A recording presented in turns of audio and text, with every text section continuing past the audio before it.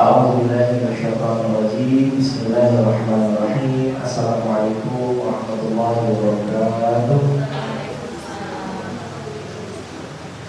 Alhamdulillah, wassalatu wassalamu ala Rasulillah, wa la haula wa la quwwata illa billahil aliyyil azim. Subhanaka la ilma lana illa ma 'allamtana innaka antal alimul hakim. Rabbi shrah li sadri wa yassir li amri wahlul 'uqdatam min lisani yafqahu qawli. Rabbi zidna 'ilma, Rabbi zidna 'ilma, Rabbi zidna 'ilma, warzuqna fahma. Amin ya rabbal alamin. Hadirin sekalian, kita masuk ke dosa besar 63. Dosa besar ke-63. Katakan dosa besar ke-62 dari kelas kemarin. Dosa besar disebabkan kepada selain ayah kandungnya. Sekarang kita masuk dosa besar ke-63. A'udzubillahiminasyaitonirrajim. Kita awali dengan zikir petang terlebih dahulu. Salah satunya kita baca Sayyidul Istighfar bersama-sama. 1, 2, 3. Allahumma anta rabbi la ilaha illa anta khalaqtani wa ana abduka wa ana ala ahdika wa wa'dika mastata'tu a'udzu bika min syarri ma sana'tu a'udzu laka min ni'matika 'alayya wa a'udzu bi dhanbi faghfir li fa innahu la yaghfiru dzunuba illa anta rabbi shrah li sadri wa yassir li amri wahlul 'uqdatam min lisani yafqahu qawli. Sehat semua hadirin. Kalau hujan turun, Rasulullah menganjurkan kita berdoa. Di antaranya adalah Allahumma sholiban. Semoga Allah karuniai hujan ini hujan yang penuh barokah, lagi membawa manfaat buat kita dan semuanya insyaallah. Dan di antara waktu-waktu terbaik kata Rasulullah, di mana kalau setiap hambanya Allah, umatnya Rasulullah dia berdoa, Allah pastikan doanya tidak mungkin ditolak. Ada waktunya. Salah satu di antaranya adalah ketika turun hujan. Jadi nanti sambil sisihkan doa, sambil nyatet faidah, sambil berdoa, sambil ngaji, sambil berdoa juga berteman TikTok, YouTube, Instagram, dapat dari rumah mungkin juga mendapati tempatnya hujan, di kotanya hujan, di desanya hujan. Nanti silakan banyak berdoa. Di situ doa tidak ditolak. Wah, kalau hujan ini favorit. Kalau bisa jadikan untuk kita pribadi sebagai hujan itu favorit untuk berdoa. Artinya kadang berpergian ya, entah ke Banjar, Purwokerto, Purbalingga, Magelang, Yogyakarta, ke Solo. Dalam safar tuh kalau bisa punyai waktu 1-3 menit atau syukur-syukur lebih untuk doa. Itu waktu favorit sekali hadirin. Lagi safar tidak tertolak. Hujan pun juga sama. Ini kan hujan ada durasi waktunya kan. Hujan dari ba'da asar. Misalkan durasi waktu hujannya cuma sampai maghrib. Sempatkan berdoa di tengah-tengah ketika hujan lagi turun, berdoa. Dan ini salah satu yang Nabi lakukan. Kata Sayyidina Anas bin Malik, Rasulullah itu kalau melihat hujan, Rasulullah keluar, lalu Rasulullah SAW membuka tangannya begini, lalu Nabi SAW membasahi tangan beliau dengan air hujan gini. Lalu Sayyidina Anas bertanya, ya Rasulullah, kenapa anda lakukan itu? Kata Nabi SAW, karena sungguh hujan ini baru saja Allah ciptakan. Jadi air yang penuh berkah, di antara air-air yang penuh barokah adalah air hujan. Ini air penuh barokah hadirin. Wa nazzalna minas samaa'i ma'an mubarakan. Sesungguhnya kami Allah menurunkan kepada kalian ma'an, air, mubarakan, yang penuh barokah. Jadi air barokah ya ini air hujan. Bahkan pasutri yang belum sudah lama menikah tapi belum hamil dianjurkan untuk hujan-hujanan. Pasutri yang menikah lama belum punya keturunan dianjurkan berdua hujan-hujanan. Lah nek rumahnya lah kalau rumahnya misalkan nggak ada tempat buat hujan-hujanan, ya pura-pura aja nyabutin rumput hujan-hujan gitu berdua. Pura-pura bersihin selokan atau apa gitu. Disunahkan oleh para ulama. Dianjurkan. Para ulama dianjurkan gitu. Jadi ini barokah banget. Alhamdulillah sore-sore yang penuh berkah ini kita ngaji bareng-bareng. Satu hal yang selalu dipinta, ya Allah mudah-mudahan kami semua istiqomah, wafatnya di tanah suci Mekah Madinah, wafatkan kami husnul khatimah. Bismillahirrahmanirrahim. Dosa besar ke-63, tiarah atau merasa pesimis karena sesuatu. Tiarah, tatayyur, ini mirip-mirip. Merasa pesimis karena sesuatu. 63. Dari Salamah bin Kuhail, dari Isa bin Asim, dari Zir, dari Abdullah, beliau berkata, yaqulu Nabi sallallahu alaihi wasallam, at-tiyaratu syirkun. Tiarah yang kalian lakukan itu adalah perbuatan syirik. Apa itu tiarah? Merasa bernasib sial karena sebab sesuatu. Contoh misalnya, lagi duduk kakinya selonjoran, kok tiba-tiba dilompati sama kucing, kucingnya warnanya hitam. Lalu pikirannya kemana-mana, wah ini sial nih. Contoh lagi, tiba-tiba rumah kemasukan ular. Wah ini tandanya rumahnya sial nih. Atau contoh lain lagi, misalkan lagi nyuci gelas, tiba-tiba gelasnya pecah. Ini pasti keluarga saya yang jauh di sana lagi ada apa-apa nih. Tiarah, tatayyur nggak boleh. Atau burung, kan ada suka-suka burung yang bunyinya kayak gitu. Burung apa gitu namanya gitu kalau nggak salah. Itu penanda, kata sebagian orang ya, itu penanda akan ada yang mati. Ini juga termasuk tiarah, merasa bernasib sial karena sesuatu, baik itu kucing, burung atau yang lainnya. Itu nggak boleh dalam Islam. Yang bisa mendatangkan manfaat siapa? Yang bisa mendatangkan mudarat siapa? Allah. Lah terus kalau misalkan angka-angka gimana? 1, 2, 3, 5. Loh 4-nya kemana? 4 angka sial, nggak boleh. Atau 1, 2, 3, 4, 5, 6, 7, 8, 9, 10, 11, 12, 14. Lah 13-nya kemana? Angka sial, nggak ada dalam Islam. Yang disebut angka sial, denah rumah sial, nggak ada. Angka sial, denah rumah sial, apalagi hari weton sial, nggak ada. Semuanya ya baik hadirin. Senin sampai Ahad semuanya baik, tapi yang terbaik hari Jumat.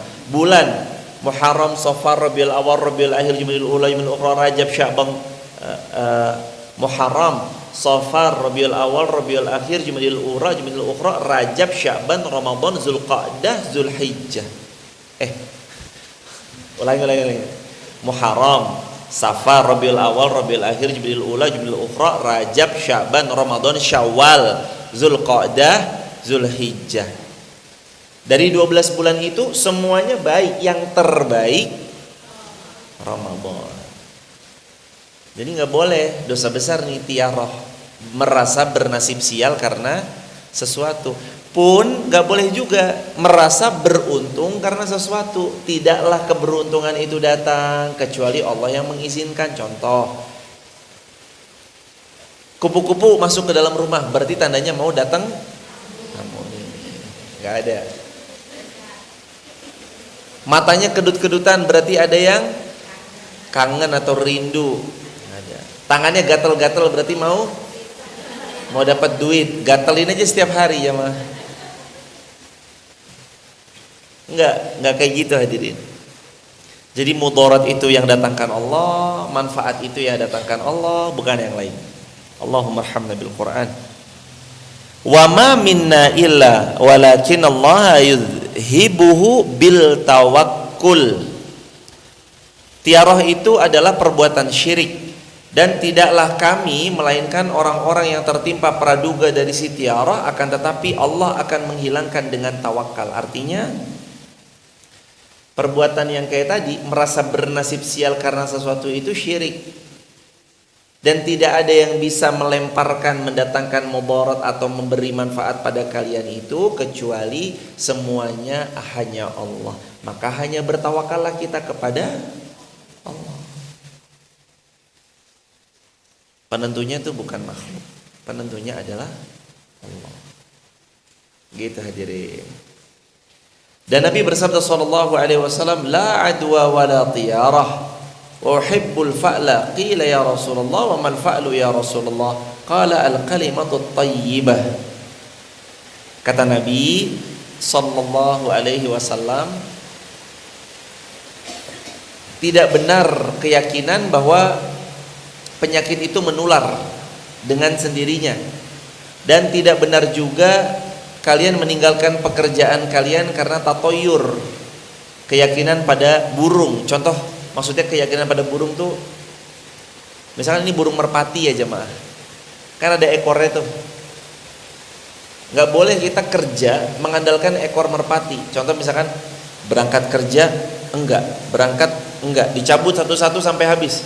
Berangkat enggak, berangkat enggak, berangkat enggak, berangkat enggak, berangkat enggak. Ternyata bulu terakhir itu enggak, berarti kita enggak berangkat. Nggak boleh. Atau berangkat lalu terus kemudian burung ini dilepas, diterbangkan gini. Saya terbangin burung ini, kalau burungnya terbang ke arah barat berarti saya pergi ke barat. Burungnya ke arah timur, saya pergi ke timur. Ini juga enggak. Enggak kayak gitu aja. Itu namanya tiarah. Tidak benar keyakinan kalian bahwa penyakit itu menular, dan tidak benar kalian meninggalkan pekerjaan karena burung tatoyur. Dan kata Nabi, yu'jibunil fa'lu. Coba dibaca lagi kalimatnya. Kata Nabi SAW, wa uhibbul fa'la, dan aku mencintai al-fa'la atau al-fa'lu. Lalu sahabat nanya, wa mal fa'lu ya Rasulullah? Al-fa'lu itu apa ya Rasulullah? Lalu kata Nabi SAW, al-kalimatut thayyibah. Al-fa'lu itu adalah orang yang kalau bicara selalu positive thinking, thayyibah. Kalimat yang diucap itu selalu positive vibes. Kalimatnya kalimat baik, cenderung melihat kepada peluang, berbaik sangka kepada Allah, keyakinan yang full 1000% kepada Allah. Itu namanya al-fa'lu. Orang-orang yang selalu berbaik sangka kepada Allah Subhanahu wa taala itu namanya al-fa'lu. Jadilah orang-orang seperti al-fa'lu jemaah. Hari ini, besok, seterusnya, selamanya kita gak boleh pesimis jadi hamba. Kita gak boleh jadi hamba yang dikit-dikit gak mungkin deh, padahal kita belum mencobanya. Tapi kita harus jadi hamba yang membuat Rasulullah SAW mencintai kita, yaitu al-fa'lu, al-kalimatut thayyibah, yakni umatnya Rasulullah yang kalau bicara selalu kata-katanya baik. Itu al-fa'lu. Jadi intinya hadirin, dosa besar kalau kita itu merasa bernasib sial karena sesuatu. Jangan ada lagi yang menggantungkan dengan hal itu ya jamaah. Rumah biar aman harus ditaruh kain merah gitu, enggak. Bangun rumah aja. Enggak usah taruh-taruh kain merah atas segala macam. Pasang jendela bagusnya di wetonnya ini dan segala macam, enggak usah. Pasang aja. Bismillah pasang. Bangun rumah enggak harus nunggu hari-hari tertentu, enggak usah. Bismillah mulai. Kalau memilih hari Jumat sebagai Sayyidul Ayyam boleh nggak? Boleh, karena Nabi bersabda sebaik-baik hari di antara kalian adalah hari Jumat. Itu hari terbaik. Tapi bukan berarti yang lain nggak baik, lainnya baik. Yang terbaik hari Jumat. Kita sengaja, saya mau pindah nih hari Jumat tapi pindahnya, boleh-boleh aja. Mengambil hari yang terbaik yang memang ada dalilnya. Tapi kalau tidak ada keterangannya dari baginda SAW, sebaiknya cukupkan diri kita untuk mencari yang ada keterangan dari baginda SAW. Dosa besar ke-64. Stop dulu. Ada yang mau bertanya nggak tentang hal ini? Dosa besar 63. Ada yang mau didiskusikan?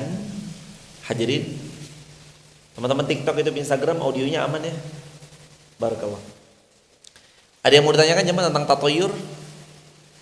Termasuk juga ya anak baru lahir karetin gelang warna merah sama hijau, itu anak-anak apa segono hadirin. Lalu tambahan lagi istri yang lagi hamil tempelin peniti, katanya penitinya buat jaga janinnya. Nggak ada yang kayak gitu-gitu ya. Nggak boleh tatayur tiaroh ya sama aja. Tidak boleh merasa bernasib sial karena sesuatu. Saya kalau pakai baju ini pasti sial deh. Apa hubungannya? Baju Anda yang milih, Anda yang beli, lalu kemudian karena ada satu persoalan pas hari itu Anda pakai, lah kok pakai bajunya itu, besok pakai baju itu lagi, kok pas lagi kena musibah, bukan berarti bajunya sial. Emang qadarullah aja, pas kebenaran, pas lagi pakai bajunya sama, warnanya sama, mereknya sama. Kalau emang udah nggak suka ya nggak usah disumpah serapah ini baju sial, nggak usah. Kata Nabi, nggak boleh seseorang itu mencela kendaraannya, dirinya, keluarganya, orang tuanya. Masih ingat pelajaran beberapa hari yang lalu? Nggak boleh kita melaknat diri kita, anak keturunan kita, melaknat orang tua plus melaknat tunggangan. Nanti kalau dijabarin luas lagi, nggak boleh kita melaknat daripada baju, topi, sarung yang dikenakan, tas. Wah ini tas pembawa sial, nggak ada. Bismillah. Hadirin ingat ya jemaah, Allah berfirman dalam Al-Quran, wa akhrajatil ardu asqalaha.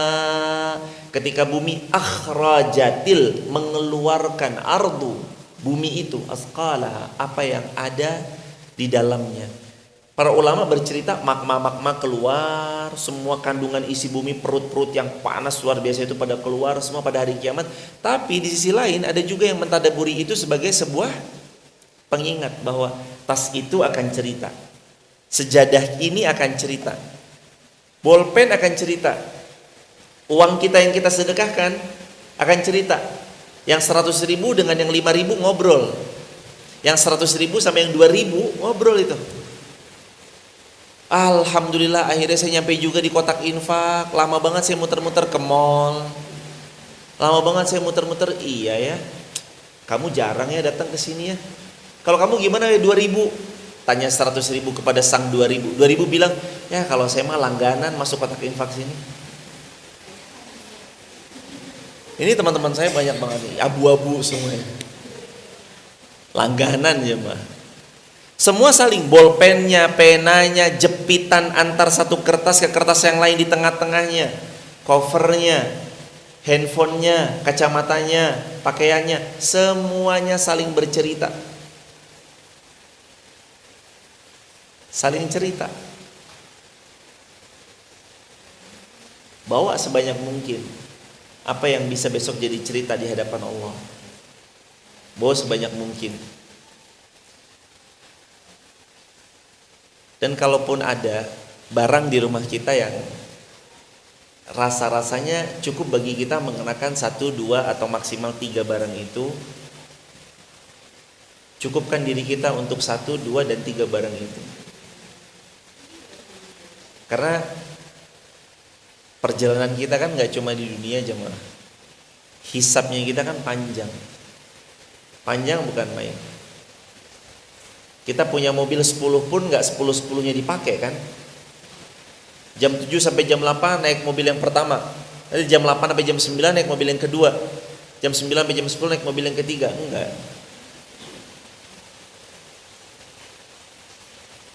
Maka daripada sesuatu itu akan memberatkan saat kita mempertanggungjawabkan di akhirat kelak, maka alangkah baiknya kita udah bersiap-siap untuk meringankan hisab kita di hadapan Allah. Karena semua pasti akan ditanya, di mana Allah berfirman, "Tsumma latus'alunna yauma idzin 'anin na'im." Ditanya. Semua nikmat-nikmat kita tuh ditanya. Enggak ada pertanyaan? Silakan Ibunda. Waalaikumsalam. Merasa bernasib sial? Berapa? Oh, kalau merasa beruntung karena sesuatu,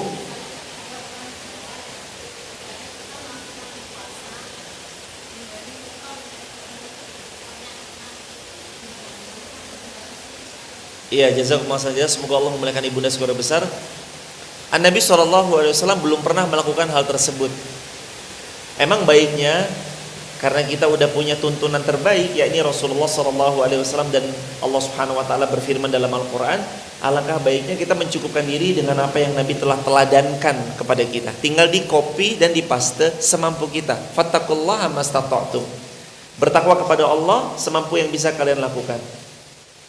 Nanti kalau puasa ini kamu akan beruntung begini, tapi di luar dari apa yang Nabi pernah sebutkan, sahabat pernah contohkan, atau tabi'ut tabi'in, maka cukupkan diri kita dengan bagaimana Nabi SAW memberi teladan.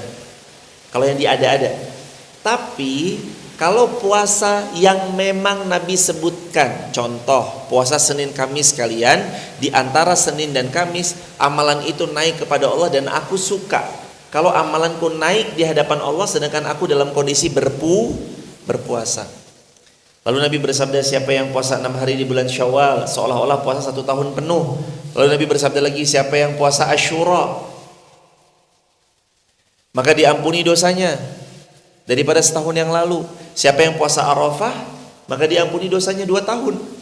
Setahun yang lalu, setahun yang akan datang. Kalau yang Nabi sabdakan, imani, yakini bahwa itu sabda Nabi SAW. Tinggal tugas kita melakukan, melaksanakan, menunaikan, gitu aja. Jadi begitu aja. Dan termasuk merasa beruntung karena sesuatu di luar dari apa yang syariat itu telah menetapkannya nih, mohon sekali untuk berhati-hati. Wah, saya bakal beruntung kalau saya pakai batu cincin ini. Ini kalau cincin ini kok kayaknya cincin membawa keberuntungan nih. Saya pakai kemana-mana nih, saya selalu beruntung nih bawa cincin ini. Nah, jangan takut-takut nanti dia menuhankan cincin tersebut. Meyakini cincin tersebut melempar jauh mudarat, mendatangkan penuh kepada manfaat, itu termasuk sudah jatuh kepada kemusyrikan. Dihindari, jangan dihindari. Lah, tapi kalau khasiat, kan anak zaman sekarang mungkin karena berbeda ya sama orang zaman dulu. Misalkan gini jemaah, orang zaman dulu itu ada panas, diparutin bawang merah, ditempelin ke atas. Wah, ini pakai jimat nih, nanti dulu. Ternyata secara medis dokter pun telah meneliti dan mengkaji bahwa bawang merah itu ada kandungan-kandungan yang dia bisa menurunkan demam dan segala macam. Ya itu bukan merasa beruntung karena bawang merah, bukan. Kecuali lah bawang merah, cabai, tomat, bawang masukin plastik, tempelin di situ, dipaku, dek. Terus kita merasa beruntung gara-gara itu? Ya enggak. Tambahin terasi, sekalian nyambel itu, masya Allah, Allahu Akbar, Allahilhamd, insya Allah. Jadi gitu hadirin. Terima kasih bunda pertanyaannya, barakallahu fiikum. Ada lagi hadirin, fadhal. Wujud soal akhir. Jadi itu tiarah atau tatayyur, merasa bernasib sial karena sesuatu. Ah, sial banget nih. Mesti deh kalau sini pasti hujan. Enggak. Hujan itu bukan pembawa sial, hujan itu malah membawa barokah, membawa berkah. Jadi jangan bilang hujan lagi. Mobil saya kan jadi kotor. Lah emang punya mobil nggak mau dikotorin, Jok? Gimana hadirin? Dibungkus terus aja udah. Emang punya mobil pakai ngaji, kotor gampang, tinggal cuci lagi. Dan hadirin, berapapun nominal yang dikeluarkan untuk membeli bensin, untuk cuci mobil, untuk cuci motor, bahkan pun kalaulah nanti ini basah lalu kita laundry, seberapapun Anda keluarkan, tetap tidak sebanding dengan hadiah yang Allah siapkan untuk mereka yang berjuang di majelis ilmu. Apa kata Nabi? Wa man salaka tariqan yaltamisu fihi ilman sahalallahu lahu bihi tariqan ilal jannah. Sesiapa yang dia menjalankan kakinya baik dengan kendaraan ataupun non kendaraan untuk menuntut ilmu, Allah berikan jalur VIP untuk masuk surganya Allah. Jadi kita ngeluarin bensin tuh nggak sebanding sama besok jalur VIP. Ya Allah, ini Ibu Fulanah, ya Allah, ahli majelis taklim, ahli kajian, ada jalur khusus, jalur VIP. Allahu Akbar. Itu nggak sebanding jemaah, nggak sebanding sama sekali dengan apapun yang kita keluarkan. Maka beruntunglah bisa ngaji, apalagi, Masya Allah, apalagi kalau hadirin ngajinya dalam kondisi yang tidak mudah, lagi badai, hujannya hujan deras, tapi hadirin tetap semangat datang. Apa kata para ulama? Kata beliau, al jaza'u min jinsil amal. Besaran pahala akan kamu peroleh sesuai dengan kadar usahamu. Yang datang ketika nggak hujan sama yang datang kajian ketika hujan deras, komponen pahalanya kalau sama-sama ikhlas beda atau sama? Beda. Asal sama-sama ikhlas ya. Kalau kedua-duanya sama-sama ikhlas, datang pada saat terang benderang, sedangkan datang pada saat kita musim hujan, hujannya deras tetap datang, kadar pahalanya itu beda. Al jaza, balasan pahala dari Allah, min, berasal dari jinsil amal, kadar effort. Ngaji datang, rumahnya di situ depan, tinggal jalan. Sama yang datang dari Limas Garden, ada yang datang dari Garung, ada yang datang dari Kretek, ada yang datang dari Kaliwiro, ada yang datang dari Campur Sari. Pasti pahalanya jelas beda kalau dua-duanya sama-sama ikhlas. Makin jauh, makin besar potensi pahala. Apalagi kata Nabi SAW, man qada ilal masjid. Siapa yang pergi ke masjid, la yurid, dia tidak inginkan, illa, kecuali dua hal. Yang pertama, ya ta'allamal khair. Dia cuma ingin belajar kebaikan. Yang kedua, au yu'allimuh, atau dia mengajarkan kebaikan. Jadi dua. Goda ilal masjid, melangkah ke masjid. La yurid, tidak ada kepentingan apapun, tidak ada keinginan apapun, illa, kecuali dua hal. Belajar atau mengajar. Dia belajar atau ngajar. Kana lahu ka'ajri haji taman hajjatuh. Kata Nabi, maka untuk orang yang pergi ke masjid dan melakukan dua hal tadi, belajar atau mengajar, kana lahu, untuk mereka ka'ajri haji, mereka dapat pahala haji. Gak cukup sampai haji aja, tapi taman hajjatuh, sempurna ibadah hajinya. Bayangin hadirin, yang haji aja belum tentu sempurna ibadahnya. Anda duduk dapat senilai pahala haji sempurna. Dan haji itu tidak mudah. Jauh bedanya sama umroh. Allah. Kalau umroh 2 jam, 3 jam kelar. Tinggal ambil mikot. Ambil mikot, niat labbaik Allahumma umratan. Naik taksi 25 real sampai Masjidil Haram, tawaf sekitaran, kalau sendiri 20-30 menit, 7 putaran, agak cepat karena 3 putaran pertama disunahkan bisa lari, kalau rombongan agak lama bisa 40-50an menit. Setelah itu sa'i Safa Marwah, habis itu sholat 2 rakaat di belakang makam Ibrahim. Habis itu minum zam-zam, diguyur ke kepala, sunahnya kata Nabi. Lanjut lagi sa'i Safa Marwah, Safa Marwah, Safa Marwah, Safa Marwah, tahalul, selesai 2 jam. Kalau sendirian, kalau bergrup sekitar 3 jam, 3 jam setengah selesai umroh. Tapi kalau haji, tanggal 8 Tarwiyah, 9 Arafah, ba'da maghrib udah pindah ke Muzdalifah. Nanti yang mau langsung tawaf ifadah, yang mau langsung Jumratul Aqabah, langsung tahallul. Lalu mabit di Mina. Ula wusto Aqabah, mabit di Mina lagi. Ula wusto Aqabah, mabit di Mina lagi. Ula wusto Aqabah. Kalau nafarsani 6 hari, 8, 9, 10, 11, 12, 13. Setelah 13 ula wusto Aqabah, baru bisa bernafas lega. Alhamdulillah Rabbana taqabbal minna. 6 hari effort. Semuanya fisik, tenaga. Insya Allah kita semua berangkat haji semua, insya Allah bismillah, dengan fasilitas terbaik, dibimbing oleh gurunda-gurunda terbaik, insya Allah.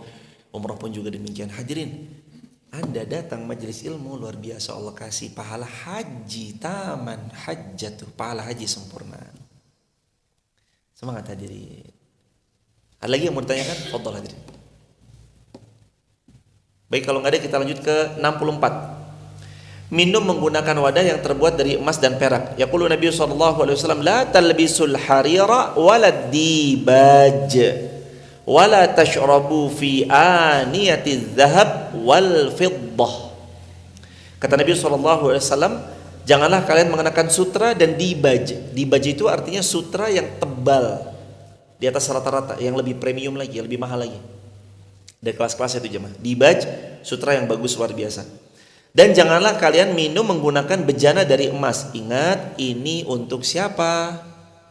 Inna hadzani haramun lidzukuri ummati. Kata Nabi SAW dalam riwayat yang lain, inna, sesungguhnya hadzani, dua item ini, waktu Nabi mengangkat daripada dua item. Yang pertama sutra, yang satu lagi emas.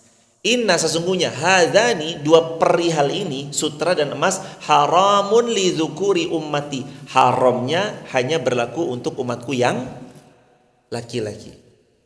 Zukuri ummati, yang laki-laki.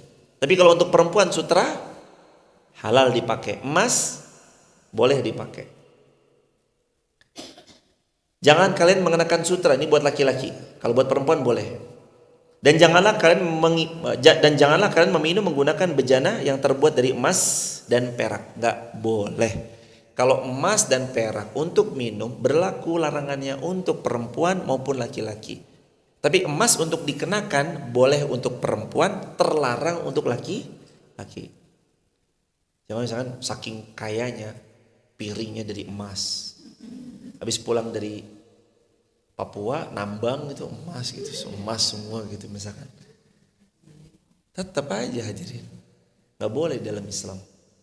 Kalau Anda mau mengenakan boleh, tapi kalau Anda piring gelas dari emas itu tidak diperkenankan. Kan larangannya itu wala tashrabu fi aniyati dzahab wal fiddah. Jangan kamu makan dan minum dari sesuatu yang terbuat dari emas dan perak. Nah, kalau tas dari emas, mobil dari emas, itu boleh atau enggak? Nah, kata para ulama diperkenankan. Karena yang enggak dibolehkan itu yang makan dan minum. Adapun dikenakan, tapi sekali lagi ini untuk siapa nih? Untuk sekali lagi ya, kalau tasnya terbuat memang saking kayaknya tas dari emas, yang perempuan tapi laki-laki aksesorisnya sebaiknya dihindari. Takut-takut itu penyerupaan terhadap laki-laki yang memakai emas, dan itu terlarang untuk yang laki-laki. Baik itu kalung, gelang, termasuk jam tangan yang ada emasnya. Bukan jam tangan warna gold, beda ya jamaah. Itu jam tangannya emas. Ini warnanya gold, warnanya emas, tapi bukan emas. Dia tembaga kah atau apa yang warnanya serupa dengan emas tapi bukan emas. Lah kalau anak saya menikah pakai cincin tapi putih, emas putih, boleh atau enggak? Laki-laki haram, perempuan halal. Nah tapi kan ntar kalau enggak serasi kurang bagus. Ya berarti dua-duanya dibeliin aja cincin terbuat dari besi dua-duanya.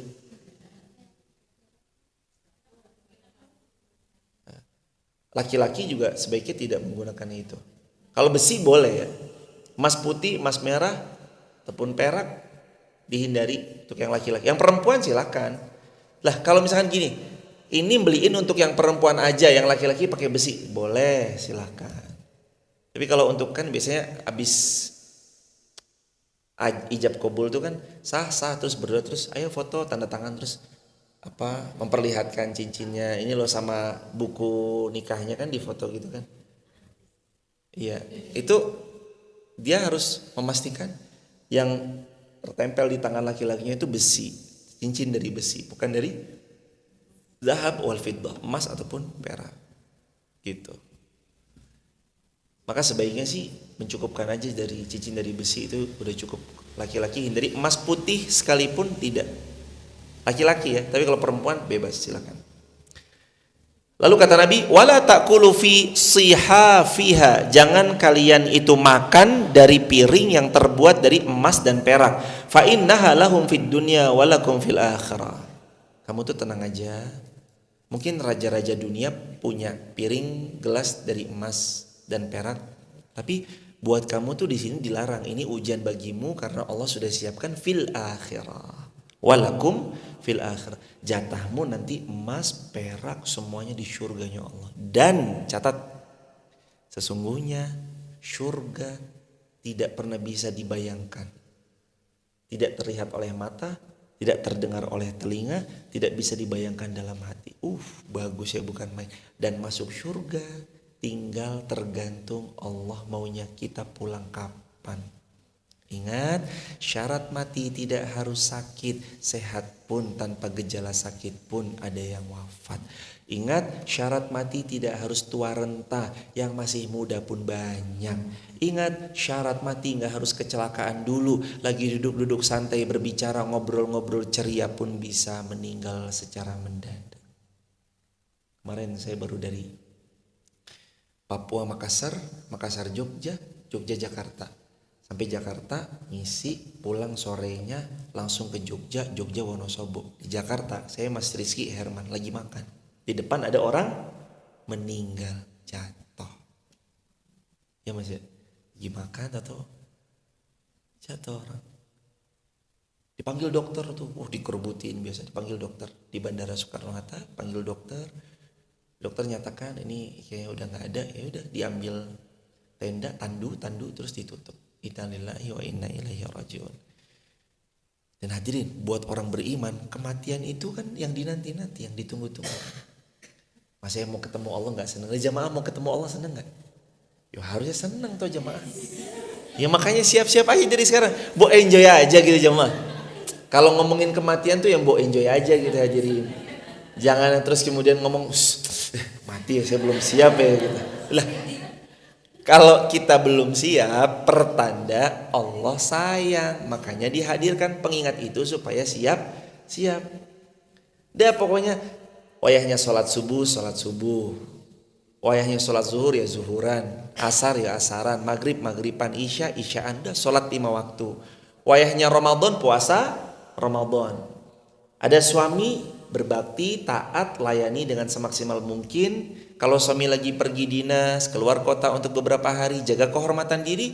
Udkhulil jannah, kata Nabi. Hei perempuan-perempuan yang melakukan 4 tadi, sholat 5 waktu, puasa Ramadan, jaga kehormatan diri, lalu melayani suami selama bukan dalam kemaksiatan kepada Allah. Udkhulil jannah, sabda Nabi, kalian dijamin masuk surga. Min ayil abwabi jannati syi'ti, bahkan kalian bebas memilih pintu surga manapun yang kalian senangi, silakan masuk dari pintu itu. Tenang. Lo yang harus khawatir tuh kami nih jamaah laki-laki. Laki-laki tuh masuk surganya tuh ya harus jihad dulu, harus wafat di medan jihad. Kalaupun keluar cari nafkah ya itu juga jihad, tapi kan keluar cari nafkah juga resiko kan. Kalau perempuan udah tinggal idza shalatil mar'ah khamsaha. Kalau perempuan salat 5 waktunya, subuh, zuhur, asar, maghrib, isya. Wa shamat syahraha, perempuan puasa Ramadannya. Wa hafizat farjaha, perempuan menjaga kehormatan dirinya. Wa ata'at zaujaha, perempuan taat kepada suaminya selama bukan maksiat kepada Allah. Udkhulil jannah, bilang kepada perempuan itu masuk surga kamu. Min ayyil abwabi jannati syi'ti, lewat pintu surga mana saja yang kamu mau. Allah, gampang sekali hadirin. Dari surga dapat kenikmatan abadi selama-lamanya, nggak capek lagi. Di sini mungkin ada yang capek gitu sama, namanya manusia kan capek. Sifatnya dunia kan taab itu capek, taab jiddan, capek sekali kan sifatnya dunia. Kerja keras, kadang hasilnya nggak sebanding kerja keras. Atau udah di depan mata, atau disikut orang, atau terluka karena satu dan lain, atau ditipu, nyes banget kan. Macam-macam, ini dunia nih, taab. Masa mau masuk surga kita terus gak mau. Nah syaratnya masuk surga itu adalah mati. Syaratnya masuk surga tuh mati jemaah. Ya kalau kita masih hidup belum bisa. Bisa mencicipi percikan enaknya di dunia bisa. Kayak punya kediaman, punya kendaraan yang prima, punya kecukupan, mau makan ya cukup, mau beli yang diinginkan ya cukup. Itu ya percikan kenikmatan dunia. Tapi jamaah tahu nggak Rasul bilang apa? Sesungguhnya kenikmatan dunia yang kalian sekarang sedang nikmati itu adalah satu bagian yang Allah titipkan di dunia. Yang satu bagian itu direbutkan oleh 77 miliar manusia. Sedangkan untuk kalian nanti di surga, Allah simpan 99 nikmat yang nanti Allah bagikan kepada orang-orang yang ahli surga. Makanya Nabi riwayat Muslim juga bilang, perbandingan dunia dengan akhirat itu, kenikmatan dunia dan kenikmatan akhirat adalah seperti tangan yang kamu celup di samudra. Pergi ke samudra yang luas, teluju kita celupin ke samudra itu. Kemudian kata Nabi, angkat jemarimu, diangkat. Satu tetes yang menempel di jemari kita, itu dunia diperebutkan 7,7 miliar manusia. Setetes. Dan samudra yang luas itu surga. Ya Allah. Bentar lagi jemaah. Ayo semangat. Kita nih mau pulang jemaah. Yuk. Penting, dunia penting. Yuk harus penting. Dunia itu penting jemaah. Siapa bilang dunia gak penting? Dunia itu penting karena akhirat nanti ditentukan kedudukan di akhirat berdasarkan amal-amal di dunia nih. Makanya penting nih di sini nih. Siap-siap aja jemaah. Nomornya cabut tuh jemaah, bukan nomor urut nih. Nih diurut-urutin bisa kan? Kelahiran 1960, 1970, 1980, kelahiran 2000-an, 2010 ke atas, 2020 ke atas, diurutin bisa. Lah kematian tuh nggak bisa, nomor cabut. Suami istri, suaminya sakit, istrinya sehat, istrinya nungguin. Anaknya itu udah berusaha lapang dada. Kalau bapak pulang, nggih pak, kami sudah pol ikhlasnya. Lah kok tiba-tiba ibunya yang wafat. Lagi nungguin terus dibangunin gak bangun-bangun. Bapaknya sekarang malah alhamdulillah sehat, membersamai anak cucunya. Itulah kematian. Yang sakit bapaknya, ibunya sehat, lagi nungguin tidur gak bangun-bangun lagi. Ayo jemaah kita berbekal. Bekal terbaik itu adalah takwa. Fatazawwadu fa inna khairaz zadit taqwa. Berbekal kalian semua, sebaik-baik bekal ke pangkuan Allah itu adalah takwanya Allah. Merem jamaah. Ingat sesuatu, saya itu bakal sendirian ya di alam kubur. Mobil ditinggal, anak yang lucu menggemaskan ditinggal, pasangan hidup kita tinggal, orang tua yang kita bakti kepada beliau kita tinggal, rumah yang selama ini kita huni begitu asri, nyaman, kita tinggalin, jabatan yang penuh penghormatan, siap, mohon izin komandan, siap komandan, itu kita tinggal besok. Yang kekal amal-amal kita, sedekah-sedekah kita, pemberian kita kepada orang. Makanya anak Adam pernah bilang sama Mali, lalu Nabi bilang gini, hartaku, hartamu yang mana wahai anak Adam? Kata Nabi. Ketika ada seorang bilang, Mali, hartaku. Nabi lalu bilang, hartamu yang mana? Hartamu kan cuma 3, kata Nabi. Apa yang kamu makan sampai melewati kerongkongan? Itu udah jadi harta kita. Lah kalau masih dikunyah, belum hadirin. Dikunyah. Tiba-tiba anak kita di depan muntah, langsung belum rezeki berarti. Bismillah ya Allah, alhamdulillah ini wah enak banget dulu. Saya tak foto dulu, Instagram dulu, story. Lagi di story, kucing tiba-tiba, kerumpiang jatuh semua. Ya udah belum rezeki, ya kan? Atau yang kedua kata Nabi, apa yang kamu pakai kemudian usang. Yang kita pakai kemudian usang. Baju nanti jadi usang nih. Jamaah coba lihat ya kayak baju-baju tahun mungkin sekali lagi mungkin ya. Mungkin jamaah punya koleksi baju tahun 2000-an ya. Coba kalau lihat dari zaman itu ke zaman sekarang. Kayaknya jadi usang ya. Ini model baju tahun 2000-an tuh ternyata coraknya begini, apa segala macam. Sekarang tuh jadi usang ya. Sekarang tuh modelnya udah yang lebih baru lagi, lebih berbeda lagi itu. Terus yang ketiga kata Nabi, hartamu yang sesungguhnya adalah apa yang kamu infakkan di jalan Allah. Itu hartamu. Itu yang dititipin. Saya nitip ya, ini ya, untuk kebaikan. Apapun hadirin, bukan cuma tentang bangunan fisik. Bahkan Anda mensupport ada guru TPQ, TPA, guru ngaji, Anda support, Anda bersamai, setiap ilmu mengalir, anak-anak TPQ diajarin alif, ba, ta, sa. Gaji gurunya kita fasilitasi, beliau bisa menghidupi anak-anaknya, lalu beliau tetap mengajar, konsentrasi mengajar. Kita memfasilitasi itu, itu jariah. Terus bahkan kata Nabi, potensi amal jariah ada 3, 2 modalnya besar, 1 modalnya sangat minimalis. Idza mata ibnu Adam inqata 'amaluhu illa min salas. Kalau anak Adam wafat, terputus semua amalnya kecuali 3. Yang pertama, shadaqatun jariyah. Yang kedua, ilmun yantafa'u bihi, ilmu yang bermanfaat. Yang ketiga, waladun shalih yad'ulah, anak saleh yang mendoakan. Mendidik anak supaya salih mendoakan kita butuh modalnya enggak sedikit, besar. Sedekah jariyah, kita bersedekah juga butuh modal. Ada enggak sesuatu yang minimalis tapi powerful dalam jariyah? Apa? Nomor 2, ilmun yantafa'u bihi, ilmu manfaat yang kamu sebarluaskan, itu amal jariyah untuk diri kita. Istimewa jemaah. Jadi hidup ini ya relax aja jemaah. Kalau udah waktunya meninggal ya nikmati aja jemaah. Nggak usah sesali, sebentar lah saya tuh masih pengen lihat cucu saya dulu. Ya alhamdulillah, nek bisa ngelihat cucu ya alhamdulillah. Belum bisa ngelihat anak menikah atau sampai punya cucu, ya nggak ada masalah.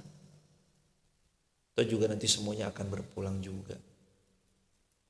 Pelan-pelan nanti kita siap-siap ketemu sama keluarga kita, leluhur-leluhur kita di surganya Allah, mudah-mudahan. Teman-teman TikTok, YouTube, Instagram juga, mudah-mudahan nanti kita kumpul gini di dunia, besok di surga kita kumpul lagi. Gitu jemaah. Nanti ini teman-teman sekarang lihat kan jenggotnya hitam ya. Jenggot kami hitam, tapi 10 tahun, mungkin 5 tahun lagi jenggot kami mungkin udah gak hitam lagi, udah putih. Rambut yang sekarang hitam nanti pun juga memutih. Udah.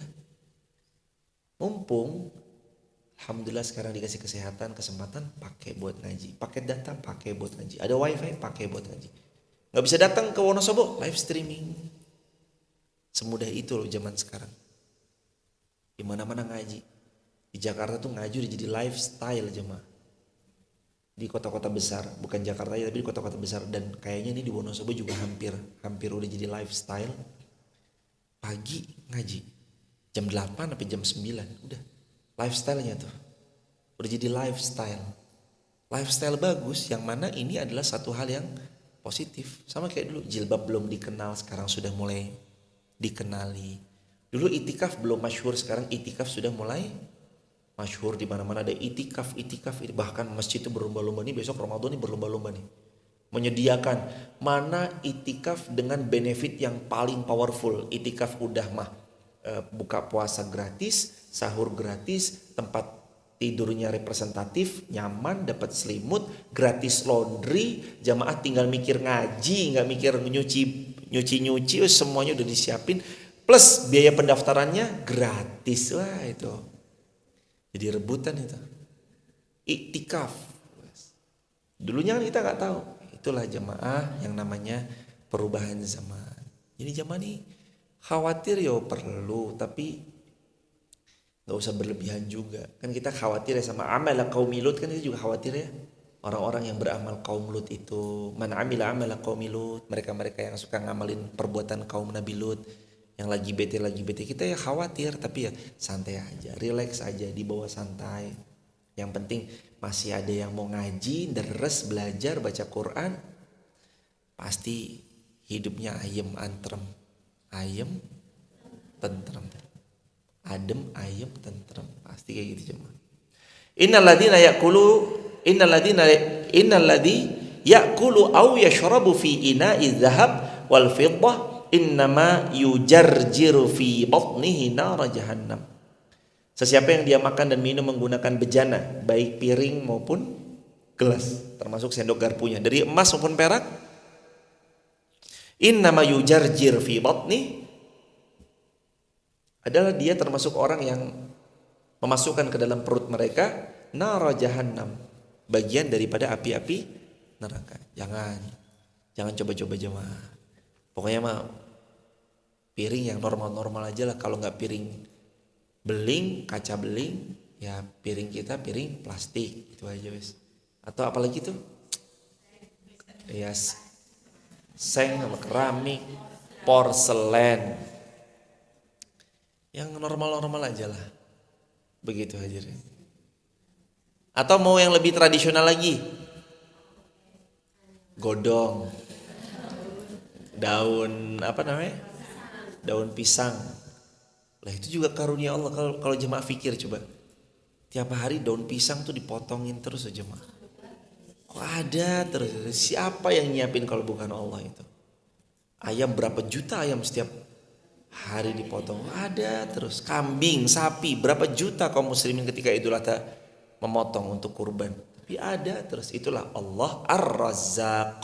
Allah yang maha menyiapkan rezeki, memberikan rezeki. Kita tuh penikmat, akilar rizqa, itu kita, akilar rizq. Kita nih pemakan rezeki, penikmat rezeki. Jadi bukan kita, rezekimu tuh di saya ya, enggak. Lawong sayanya, ini yang bilang sayanya mati, kitanya mati, dia tetap dapat rezeki kok. Tenang aja hadirin. Tapi manusia nggak boleh bertindak malas-malasan juga. Karena rezeki memang tertakar, tidak akan pernah mungkin tertukar, tapi wajibnya kita tetap ikhtiar, harus ikhtiar. Jangan mentang-mentang, jangan diem aja. Kalau rezeki mah nggak kemana. Tapi tokonya dibuka, tutup juga kalau rezeki mah nggak di mana. Gimana ya ceritanya aja deh. Buka tokonya aja mah. Kalau dagang ya diposting. Jeng, masakanin jenengan enak loh jeng. Iya, wah ini jadi rezeki jeng. Iya, ya diposting aja. Nggak usah posting juga kalau rezeki nggak kemana. Ya nggak bisa gitu hadirin, posting lah. Jangan menjadi penganut jabariyah atau orang yang berpikiran itu seperti yes pokoknya rezeki bakal datang sendiri. Enggak. Tetap diikhtiarkan, dijemput dengan ikhtiar terbaik. Tapi ada yang datang sendiri, ya ada. Tapi kan kelasnya beda jemaah. Kalau kelasnya kita, ini kelas-kelas kita ini rata-rata kita butuh ikhtiar. Kalau udah mungkin ada siapa gitu, tiba-tiba orang nganterin buah kek, nganterin rendang kek, nganterin ayam pop kek. Wah itu kelasnya beliau-beliau monggo. Kalau kita tetap ikhtiar ya dijemput, posting gitu. Gak apa-apa jemaah. Hari ini juga sosial media jadi wasilah rezeki, ya posting aja. Dan bukan aib ya jemaah. Anda dagang bukan aib, sekali lagi. Nabi kita SAW adalah seorang pedagang. Bahkan Nabi bersabda dalam hadis Al-Baihaqi, kata Nabi SAW, 9 dari 10 pintu rezeki. Masuknya 9 rezeki itu lewat jalur perdagangan. Jadi jangan malu berdagang, posting dagangan teman-teman semua. Karena Nabi kita seorang pedagang. Maka kalau besok lusa ada yang nanya, kenapa kamu dagang? Karena saya ngefans, karena saya sangat mencintai Nabi saya. Nabi saya, Nabi Muhammad SAW adalah seorang pedagang. Karenanya saya juga berdagang. Berdagang jemaah. Begitu hadirin. Kembali dalam bahasan halaman 165. Man syariba fil fiddah lam yashrab fiha fil akhirah. Barang siapa yang makan minum dari piring atau gelas yang terbuat dari perak, tidak akan pernah dia meminumnya di akhirat kelak. Auzubillah. Jangan dong. Masa kita enggak minum di surganya Allah? Enggak. Ya. Berarti di mana? Ya udah itu jawabannya ada di sebaliknya. Mafhum mukhalafahnya kan gitu ya. Mafhum mukhalafah itu artinya pengertian terbaliknya.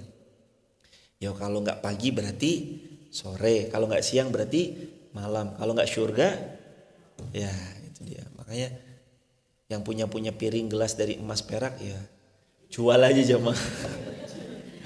Jual aja jamaah. Tapi saya mau menunjukkan kekayaan saya. Kekayaan itu kan macam-macam ya. Kekayaan di dunia mau ditunjukkan ya nggak salah juga, ya nggak apa-apa juga. Kadang mungkin Ini sih prediksi rabaan saya aja, tapi biasanya orang yang memamerkan sesuatu, sepengamatan dan seanalisa saya itu berasal dari orang-orang yang dulunya itu direndahkan, dihinakan, dibully, dicaci maki, lalu dia tuh menunjukkan, nih loh saya, gitu loh jemaah.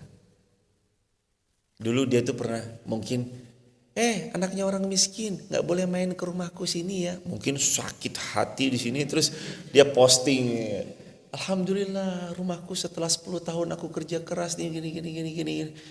Yo, nggak apa-apa aja sih jemaah. Cara orang mengambil bahagianya kan beda-beda.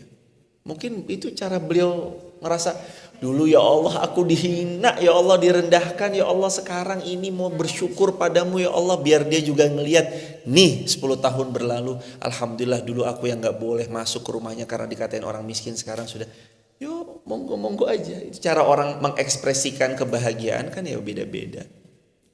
Nah tugas kita tuh yang nonton postingan itu ya baik sangka aja jemaah, baik sangka. Hidup harus dihiasi dengan baik sangka, tapi ya tetap waspada. Jangan karena baik sangka jok malah diakal-akali orang, dikadalin orang, dibodoh-bodohi orang, ditipu sama orang, jangan juga. Begitu hadirin, barakallahu fikum. Besok kita lanjutkan lagi. Ada yang mau didiskusikan? Di luar tema juga nggak apa-apa jemaah. Di luar tema juga nggak apa-apa. Besok kita masuk dosa besar ke 65. Ada di luar tema? Boleh hadirin. Silahkan ibu kalau mau nanya. Boleh.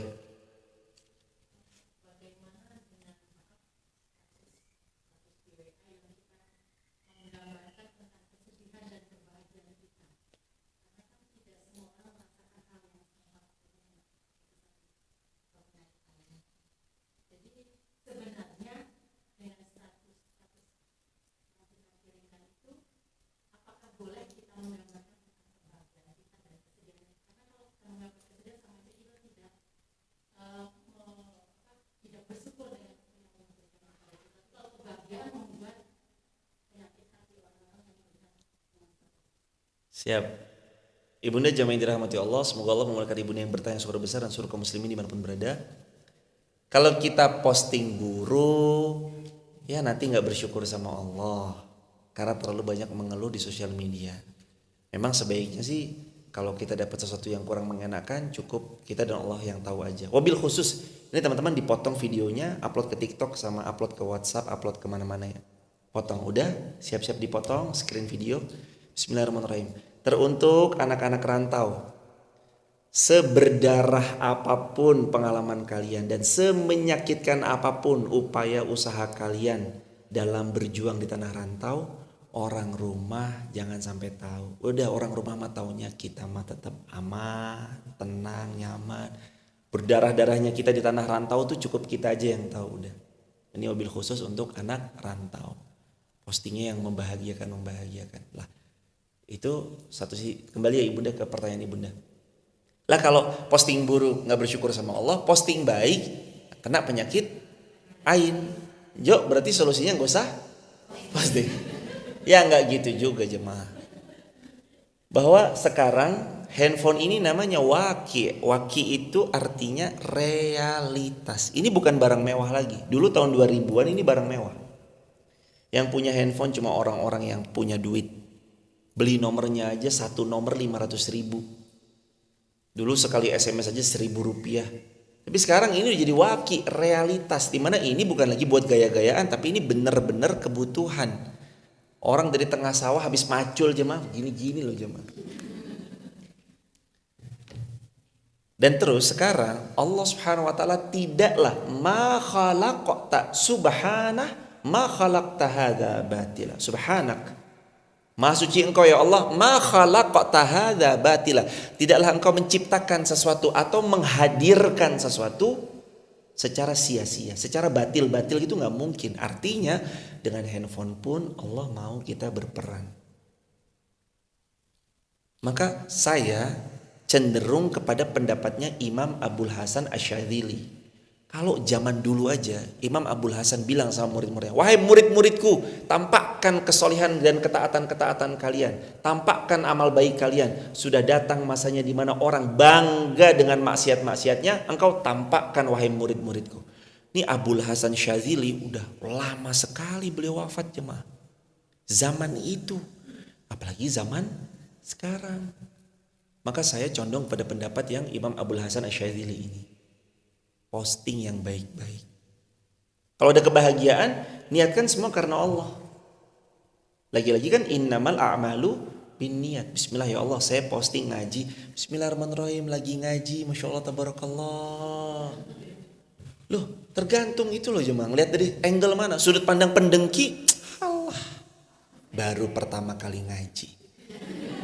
Tapi kalau sudut pandangnya sudut pandang, ya Allah, dia udah kaya, suaminya pejabat, semuanya tercukupi, hidupnya Allah izinkan gini, tetap dia ngaji. Lah ini aku masih begini kok malah gak mau ngaji.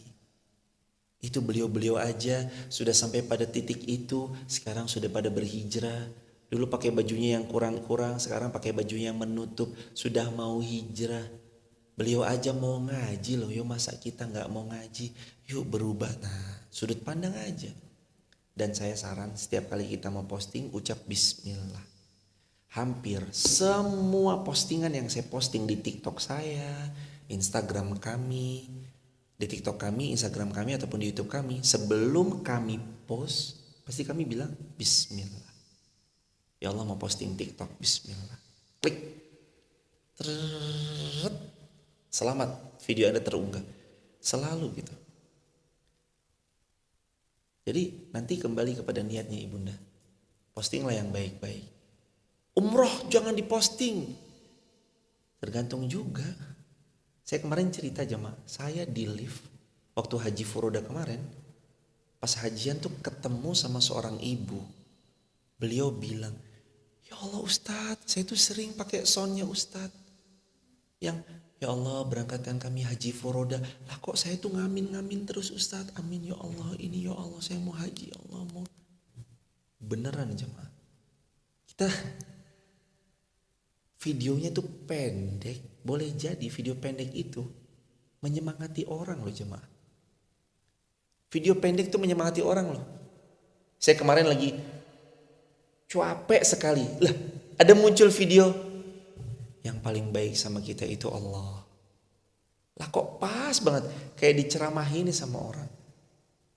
Yang paling baik sama kita itu Allah, yang paling sayang sama kita itu Allah, yang paling mengerti kita itu Allah. Kayak disemangatin gitu lewat video. Itu kan tanpa disadari jamaah yang dirahmati Allah, boleh jadi sekali lagi kita ambil sisi positifnya tadi. Kemarin lagi capek-capeknya, tiba-tiba ini video-video yang begini-gini lewat nih. Mana videonya? Ini yang kayak gini video lewat nih. Sayang sama kita Allah, yang paling mengerti tentang kita Allah, yang paling tahu apa yang terbaik buat kita Allah. Lagi capek banget sama hidup, yang paling mengerti sama kita Allah, yang paling sayang sama kita Allah, yang paling tahu yang terbaik untuk kita Allah. Kayak lah gue jadi diceramahin sama gue sendiri ini. Lah saya diceramahin sama diri saya sendiri. Tapi kadang gitu, astagfirullahaladzim. Ya video itu juga kadang bukan saya yang ngupload. Biasanya kami ngupload, biasanya sih backsoundnya gak ada karena agak ribet aja gitu. Terus ada orang editin ditambahin, ada yang tung ting gitu-gitu. Terus nyampe tuh kok yo pas banget jadi dek gitu. Yo, ini semangat lagi ayo semangat. Ya udah semangat lagi guys. Begitu hadirin. Jadi ibu mohon izin sekali kalau memang dirasa takut gimana-gimana ya lebih baik nggak usah posting nggak apa-apa. Tapi kalau dirasa dengan posting kita meninggalkan jejak digital media yang kelak jadi jariah kita, kenapa enggak? Ini jadi ladang pahala. Kan handphonemu surgamu atau nerakamu. Nih handphone bisa jadi surga, gimana caranya? Ngalir jariah. Ibu kalau ada kebaikan upload deh. Saya nggak bisa buat konten, pakai kontennya orang aja, video orang diupload atau poster dakwah orang diupload atau ada poster kajian di upload, upload aja. Itu ibu pahalanya besar sekali. Sehat selalu ya ibunda. Terima kasih banyak. Selamat berjumpa sampai semoga Allah Subhanahu Wa Taala menjumpakan kita pada pertemuan berikutnya. Dan ibunda, ini hari apa ya hadirin? Tanggal 22 hari apa ya? Jumat ya? Oh ya Jumat, aman. Kamisnya sepertinya kami berangkat dari Kamis ibunda. Karena tanggal 22 sampai 25 kami membersamai Gurunda Ustadz Abdul Somad di Jogja. Ada acara sama ustadz-ustadz yang lain, kita kumpul di Jogja. Jadi acara urip iku urup itu ibunda. Silahkan kalau mau datang, kami menjadi pengisi salah satu di acara itu. Ada ustadz-ustadz semua di situ kumpul di Yogyakarta. Kemungkinan sih kami sehari sebelumnya udah di sana ibunda. Karena acara dari 22 sampai 25. 22 itu Jumatnya, jadi Kamisnya kemungkinan kami udah di sana. Kemungkinan belum bisa. Sama 12 Oktober itu hari sampai 21, 22 lah. 12 Oktober Kamis. Ini kami udah di Jakarta ibunda. 12 Oktober sampai 22 Oktober kami umroh qadarullah. Jadi mohon izin ya ibunda, nanti biar begitu dikondisikan oleh gurunda-gurunda kita yang lain. Makasih ibu. Subhanakallahumma bihamdika asyhadu an la ilaha illa anta nastaghfiruka wa natubu ilaik. Rabbana atina fid dunya hasanah wa fil akhirati hasanah wa qina adzabannar. Alhamdulillahi rabbil alamin. Assalamualaikum warahmatullahi wabarakatuh. Oh, buat teman-teman yang mau bergabung di grup WhatsApp kajian saya, isinya video pendek dakwah saya dan yang lain-lain, teman-teman bisa tap link di bio ya, sebut nama, asal kota, asal negaranya, dan sebentar lagi masuk hari Jumat.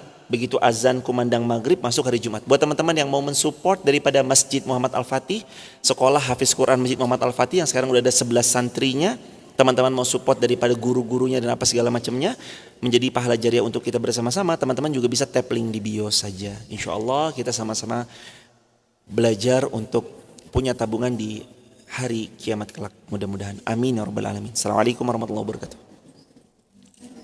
Ibu izin